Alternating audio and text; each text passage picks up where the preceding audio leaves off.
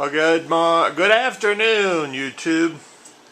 We're out here in the sled shed, and I'm working on a 1981 John Deere Trailfire. As you can see, I got it kind of tore apart here.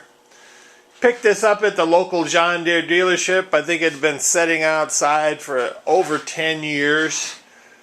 They said somebody had it worked on and just left it there, never paid the bill. So that's what we got. But mainly, seems like on these Kawasaki 440s, usually the first thing I do is pull the engine and replace the crank seals. So I'm going to show you a little bit here what I do to change the crank seals. We got the engine here. I did check the compression on this before I took it out, and she had about 105 pounds per side, so that's real good. But and in the process of taking it apart, I discovered that the bolt holding on the flywheel was actually loose. Somebody evidently had got in there at one time, and they didn't put the lock washer back on it. And I happen to have one, so I was looking for it here.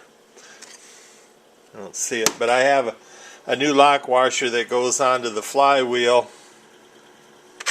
Here's the nut, but there's a little flat washer that you bend up around to hold the nut, and that was missing. So the flywheel was actually kind of loose on this engine, so I don't know what was going on.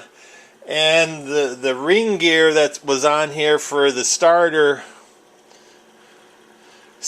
was loose, so I don't know what the deal is with that, but I'm not gonna put the ring gear back on because it is not an electric start. But these are the crank seals I took out.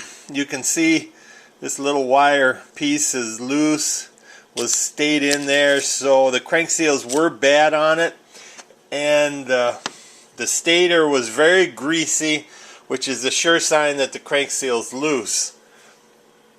Is not sealing any good anymore, and it's letting the oil out. This is the new one I'll be putting in. You can get these about any place that sells snowmobile parts. Usually, this one I think I could have replaced them without pulling the bottom case, but they do have this ring around these rubbers, and it just seems like it probably works better to pull the bottom. Real simple. You pull off the bolts. Here's the bolts. And then you can pull the bottom case off. I haven't cleaned this up yet. But then when I put this back in, I fill this up with white grease. And then I even put a little bit of case sealant on the seal and put it back in, so I get a good seal on that. But make sure you grease this so when you do the first startup, she doesn't tear your crank seal.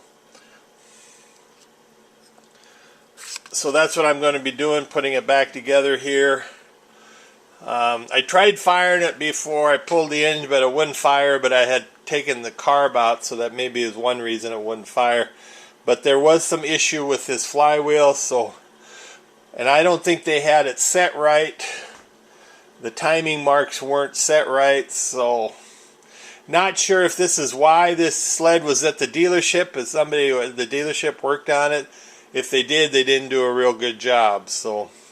But I think it's a good engine, and it should be a runner when I get it back together here. It's pretty clean inside.